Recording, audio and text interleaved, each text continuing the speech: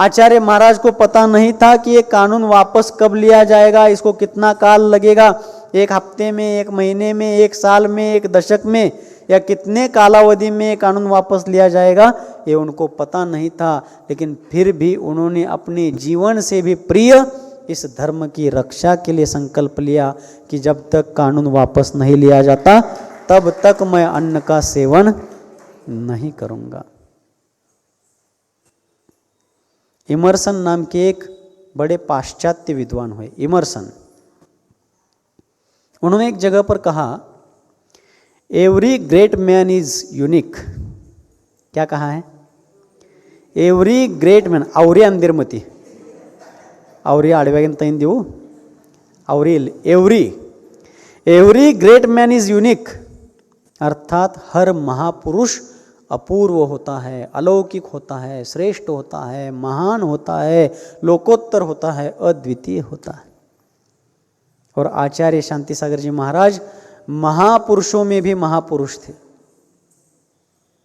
उन्होंने संपूर्ण आत्मबल और आत्मिक साहस के आधार पर संकल्प ले लिया, आगे जो होना हो होने दीजिए, ऐसा संकल्प लिया।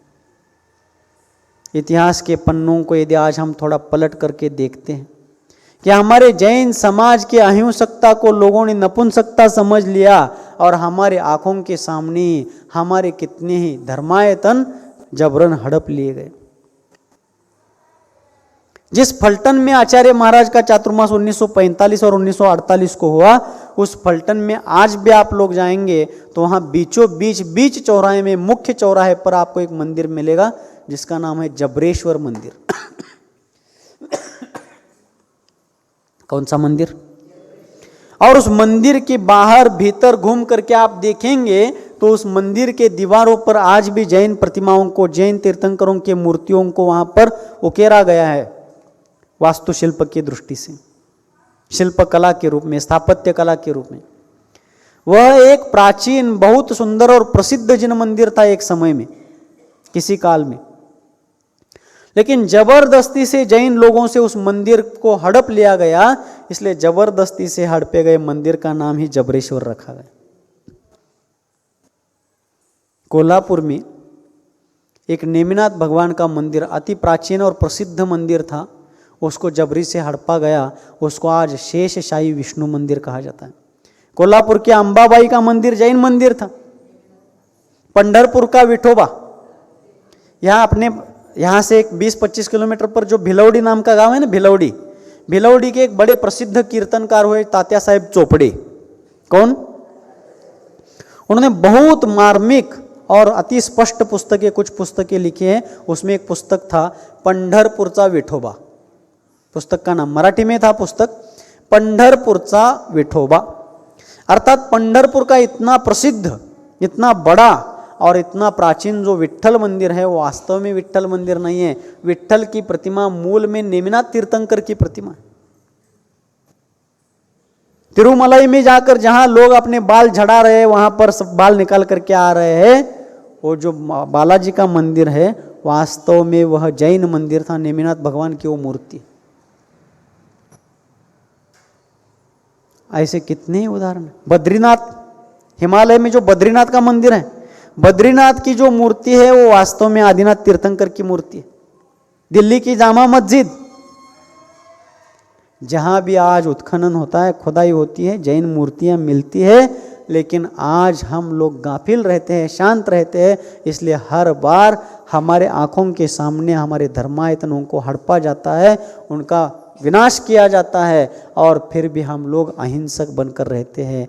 लेकिन हम नपुंसक नहीं है, अहिंसक जरूर है लेकिन नपुंसक नहीं है। इस बात को हमने कभी समाज को दिखाया नहीं।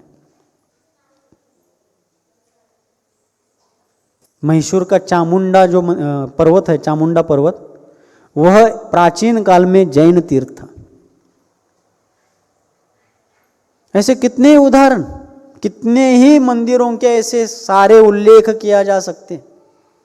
लेकिन हमारा समाज हर बार दुम दबाकर बैठ गया, हर बार हमने अन्य लोगों के, बहुसंख्यकों के सामने शरणागत स्वीकार कर ली, हमने सरेंडर कर दिया, प्रतिकार नहीं किया। और इस कारण से हमने बहुत सारे तीर्थों को, मंदिरों को खो दिया। आगे चल करके ऐसा ना हो, इसलिए आचार्य महाराज ने उस चातुर्मास में आगे जब तक वह कानून वापस नहीं लिया जाता तब तक मेरे अन्न जल का त्याग है, इस प्रकार का संकल्प लिया। और उनका कहना था जैन धर्म स्वतंत्र धर्म है, वह हिंदू धर्म का अनुयायी नहीं है, हिंदू धर्म की शाखा नहीं है। और आप लोग भी थोड़ा सा भारत के इतिहास पर नज़र डालेंगे तो आपको भी पता चलेगा कि प्राचीन काल में कुछ शताब्दियों के पहले तक भारत का नाम भारत ही था, ना कि हिंदू, ना कि इंडिया। भारत का नाम हिंदुस्तान कब पड़ा? आज भारत को हिंदुस्तान भी कहा जाता है, भारत को इंडिया भी कहा जाता है। हिंदुस्तान कब कहा जाने लगा भारत को? आज जिसे अपन भारत का स्वर्ग कहते हैं, ऐसा जो कश्मीर है, कश्मीर घाटी में एक सिंधु नदी बहती है। सिंधु, कौन सी? सिंधु नाम की नदी बहती है। और कश्मीर, भारत में आज जो कश्मीर है और भारत के ही हिस्से का कश्मीर, जिसे आज पाकिस्तान ने जबरन हड़पाया है, पीओके जिसको कहा जाता है, पाकिस्तान ऑक्यूपाइड कश्मीर, पीओके, उस पीओके से बहते हुए वो सिंधु नदी पाकिस्तान में जाती है। आज जिसे अपन अफगानिस्तान कहते हैं, पाकिस्तान और भारत से जिसकी सीमा लगी हुई है, वास्तव में उस अफगानिस्तान के अफगानी आक्रांता लोग जब भारत पर आक्रमण कर रहे थे कुछ शताब्दियों के पहले, उस समय तक वह सारा अखंड भारत था। जो आज पाकिस्तान है और आज का भारत, वो अखंड भारत था। और सिंधु घाटी के इस तरफ के लोगों को अफगानी लोग, सिंधु घाटी के उस तरफ के लोगों को, अर्थात इस तरफ के लोगों को हिंदू कहते थे। सिंधु नदी की जो घाटी है, सिंधु वैली, जिसे अंग्रेजों ने इंडस वैली कहा बाद में जाकर के, और इंडस वैली से उन्होंने इंडिया नाम रख दिया भारत का। तो उस सिंधु घाटी के इस तरफ के लोगों को अफगानी आक्रांताओं ने सिंध के उस पार, हिंद, सुन रहे, सिंध के उस पार जो है वो हिंद है, और जो हिंद है वो उनका देश है हिंदुस्तान। ऐसा हिंदुस्तान नाम पड़ने के पीछे की पार्श्वभूमि है। लेकिन उसके पहले इस देश का नाम करोड़ों, असंख्यातों वर्षों तक भारत ही रहा आया। क्यों? क्योंकि भगवान वृषभदेव की जो पिता थे, महाराज नाभिराज, वो जब यहाँ पर थे तो उनके नाम से इस देश को अजनाभ वर्ष कहा जाता था। वर्ष का अर्थ भी देश होता है, भारतवर्ष ऐसा कहते हैं ना, भारतवर्ष, वर्ष मतलब भी देश होता है। वर्ष का अर्थ ये 2024 का वर्ष, 25 का वर्ष, वो भी होता है अर्थ उसका, लेकिन वर्ष का अर्थ काल के साथ साथ देश को नापने के लिए भी होता है। तो अजनाभ वर्ष, महाराज नाभिराज के नाम से इस देश का उस समय उनके काल में अजनाभ वर्ष नाम था। बाद में उनके जो पोते अर्थात भगवान वृषभदेव के पुत्र भरत चक्रवर्ती थे, भरत का भारत देश महान, अपन अपना धर्म ध्वज लहराते समय गीत गाते ना, ध्वज गीत, तो भरत का भारत देश महान, ऐसा ध्वज गीत अपन गाते क्यों हैं? क्योंकि भरत चक्रवर्ती के नाम से ही इस देश का नाम भारत पड़ा है। और तब से लेकर कब तक? जब तक अभी कुछ 7-8 शताब्दियों के पहले तक, जब अफगानी आक्रांताओं ने भारतवर्ष पर आक्रमण नहीं किया था, तब तक भी इसको भारत ही कहा जाता था। और जब उन लोगों ने सिंध के उस पार वाले हिंद, और हिंद जहाँ रहते वो उनका देश हिंदुस्तान, इस प्रकार फिर हिंद, हिंदू, हिंदुस्तान ऐसे सारे शब्द बनते गए, नाम पड़ता गया। बाद में अंग्रेज आए, अंग्रेजों ने सिंधु घाटी को इंडस कहा, और इंडस के इस पार इंडिया, ऐसा उसके पीछे का कहा जाता है, पार्श्वभूमि ऐसी है, इस प्रकार कहा जाता है। लेकिन आचार्य शांति सागर जी महाराज कहते हैं हिंदू कोई धर्म नहीं है, हिंदू नाम का कोई धर्म भारतवर्ष में है ही नहीं। बस अफगानी आक्रांताओं ने जो नाम रख दिया, उस कारण से हिंदुस्तान में रहने वाले हिंदू, ऐसा एक वो प्रचलन हो गया। लेकिन असल में प्राचीन काल से इस भारत देश में श्रमण संस्कृति और वैदिक संस्कृति, ये दो संस्कृतियां चली आई थी। और अभी आकर के हिंदू कहलाने लगे यहाँ पर, और उस हिंदू समाज के ही जैन धर्म के अनुयायी एक घटक है, अनुयायी है, ऐसा कह करके उस कानून के तहत जैन संस्कृति का व्यक्तिगत स्वातंत्र्य, उसका स्वयं का वास्तविक स्वातंत्र्य नष्ट करने का एक विशेष रूप से जाल बुना जा रहा था, षड्यंत्र रचा जा रहा था। उस षड्यंत्र को मिटाने के लिए, सामाजिक सांस्कृतिक धार्मिक स्वतंत्रता को बनाए रखने के लिए पूज्यपाद आचार्य महाराज ने उस समय संकल्प लिया, जब तक कानून वापस नहीं लिया जाता तब तक मैं अन्न का ग्रहण, जल, दूध और फल इत्यादि अल्प आहार लेकर के उन्होंने अपने जीवन यात्रा को आगे बढ़ाया। क्या करके? जल, फल और दूध इतना लेकर के ही आचार्य महाराज ने यह कार्य आगे बढ़ाया। उनकी उम्र उस समय कितनी? 76 वर्ष की उम्र थी। कितने वर्ष की? 76 मराठी में।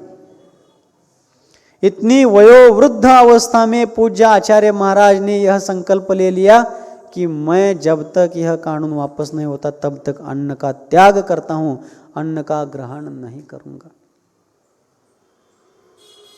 आज हमें भी जब ऐसे धर्म संकट आते हैं तो हमें भी धर्म रक्षा के लिए आगे आना चाहिए, आगे आना पड़ेगा। इस मैटर को आगे किस प्रकार हैंडल किया गया और किस प्रकार सत्य की विजय हुई, धर्म की विजय हुई, उसकी चर्चा अपन अग्रिम सत्र में करते हैं। बोलिए गुरुवर आचार्य भगवान श्री शांति सागर जी मुनि महाराज की, गुरुवर आचार्य भगवान श्री सन्मति सागर जी मुनि महाराज की, अहिंसा परमो धर्म की। सूर्य के ऊपर बादलों का संकट बार बार आता रहता है। ग्रहण काल में सूर्य के ऊपर राहु केतु का संकट, आपत्ति विपत्ति आ जाती है, किंतु ऐसे बादलों का, राहु केतु के ग्रहणों का संकट आने पर भी सूर्य कभी अंधकारमय नहीं होता, सूर्य का कभी विनाश नहीं होता। इसी प्रकार अनादि अनंत इस संसार में जो सत्यार्थ धर्म है और जो वास्तविक धर्मात्मा है, ऐसे धर्म और धर्मात्मा के ऊपर संकट आते रहते हैं, और संकट काल में ही धर्मात्मा का धर्म अति दृढ़ हो जाता है। संकटों के प्रसंग में ही धर्मात्मा का आत्मबल, मनोबल, आध्यात्मिक शक्ति, धार्मिक शक्ति और प्रभु की भक्ति प्रस्फुटित हो जाती है, और आत्मबल और मनोबल तथा प्रभु भक्ति के बल पर वह धर्म और धर्मात्मा दोनों भी संकटों के भयंकर आंधियों से मुक्त हो जाते हैं। पूज्यपाद चारित्र चक्रवर्ती, रत्नत्रय मूर्ति, योगींद्र चूड़ामणि, धर्म साम्राज्य नायक आचार्य भगवान श्री शांति सागर जी महाराज के जीवन चरित्र की ओर यदि अपन देखते हैं तो उनके जीवन में संकटों के प्रसंग, धर्म संकटों के प्रसंग, क्योंकि सामान्य लोगों के ऊपर संकट आते हैं और असामान्य लोगों के ऊपर धर्म संकट आते हैं। और आचार्य शांति सागर जी महाराज सामान्य लोगों में नहीं थे, असामान्य लोगों में भी वे असामान्य थे। ऐसा महान अलौकिक लोकोत्तर व्यक्तित्व उनका था। तो आचार्य महाराज के जीवन में ऐसे बहुत से संकट आए, और उसी के अंतर्गत कल अपन देख रहे थे कि ईस्वी सन 1947 में आचार्य महाराज का चातुर्मास जब सोलापुर में चल रहा था, धर्मनगरी सोलापुर में चल रहा था, उस दरमियान भारतवर्ष को शताब्दियों के, अनेकों वर्षों के परतंत्रता से स्वतंत्रता की प्राप्ति हुई थी। आचार्य महाराज उसी चातुर्मास में राष्ट्रीय स्वतंत्रता के साथ साथ आध्यात्मिक स्वतंत्रता की भी प्रेरणा जन जन को दे रहे थे। एक तरफ राष्ट्रीय स्वतंत्रता का उत्सव मनाने के साथ साथ आध्यात्मिक स्वतंत्रता की नींव रखी जा रही थी। उसी समय बंबई सरकार के द्वारा जैन संस्कृति, जैन संघ और जैन परंपरा के विनाश लीला का जाल बुना जा रहा था। और कल अपन चर्चा कर रहे थे कि बंबई सरकार ने हरिजन मंदिर प्रवेशाधिकार नाम का एक कानून बनाया, और उसमें भी नियम नंबर 25B में जैनों का समावेश हिंदुओं में कर डाला। और हिंदू शब्द भारत में कब आया, क्यों आया, कैसे आया, कल अपन ने देखा है। सिंध के उस पार रहने वाला हिंद और हिंदू जहाँ रहते हैं उनके राष्ट्र को हिंदुस्तान इत्यादि प्रसंगों के इत्यादि पार्श्वभूमि के रूप में अफगान आक्रांताओं के निमित्त से इस अजनाभ वर्ष को, जिसका वर्तमान काल प्राचीन नाम भारतवर्ष है, जिस भारतवर्ष का नाम अजनाभ वर्ष भी किसी काल में था, ऐसे इस भारतवर्ष का नाम उनके निमित्त से हिंदुस्तान पड़ गया। बाद में अंग्रेजों ने इंडस वैली के निमित्त से, वैली अर्थात घाटी, जिसको मराठी में अपन कहते हैं खोरे, कृष्णा खोरे, वारणा खोरे, उसको अंग्रेजी में वैली कहते हैं। कश्मीर वैली, हाँ, इंडस वैली इत्यादि, सिंधु घाटी वगैरह अपन जिसको सिंधु सभ्यता वगैरह कहते हैं इतिहास ग्रंथों में। तो उसके निमित्त से अंग्रेजों ने इंडस वैली के नाम पर इस देश को इंडिया कहा इत्यादि रूप, ऐसे बहुत सारे संदर्भ उसमें जुड़ जाते हैं और भी बहुत सारे उसके पहलू है, मैं अभी उसमें नहीं जा रहा हूं। किंतु ऐसे इस भारतवर्ष में अफगान आक्रांताओं के निमित्त से इस देश को हिंदुस्तान यह नाम पड़ा। तब से यहाँ पर एक शब्द आया हिंदू, उसके पहले यहाँ पर ना हिंदू शब्द था ना हिंदू धर्म था। इस भारतवर्ष में दो ही संस्कृतियां सबसे ज्यादा प्राचीन है, पहली श्रमण संस्कृति और दूसरी वैदिक संस्कृति, जिसमें 4 वेद है, यजुर्वेद, ऋग्वेद आदि, ये जो अपन सुनते हैं वेदों के बारे में भी।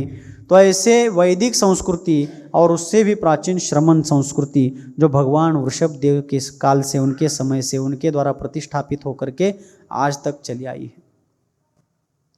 किसी भी सूरत हाल में हिंदुओं में जैनों का समावेश होता नहीं, हो सकता नहीं, क्योंकि वैदिक संस्कृति के आचार विचार, उनके धार्मिक रीति रिवाज अलग है और जैन श्रमण परंपरा के धार्मिक आचार विचार और रीति रिवाज परंपराएं अलग हैं। उनका पारस्परिक कोई भी एक विशिष्ट प्रकार की समानता उनमें देखी नहीं जाती है। बहुत मौलिक अंतर है वैदिक परंपरा के विचारों में और श्रमण परंपरा के विचारों में। लेकिन जब भारत स्वतंत्र हुआ और उसके बाद समानता, बंधुता इत्यादि तत्वों के नाम पर, वे तत्व तो अच्छे हैं, सबके प्रति समान भाव होना चाहिए, सबके बीच में बंधुत्व का भाव होना चाहिए, ये तत्व बहुत अच्छे हैं। लेकिन इन तत्वों को आगे बना करके, आगे ढाल बना करके, इनकी आड़ में छिप करके कुछ लोग अपनी राजनैतिक रोटी को सेंकने के लिए, अपने स्वार्थ को साधने के लिए जैन समाज की सांस्कृतिक विरासत को, जैन समाज की सैद्धांतिक विरासत को और जैन समाज के आचार विचारों को खंडित करके और उनके मंदिरों, तीर्थ क्षेत्रों और अनेक महान धरोहरों को नष्ट करके उनको अन्य लोगों के हाथ में कब्जा कर देना चाहते थे।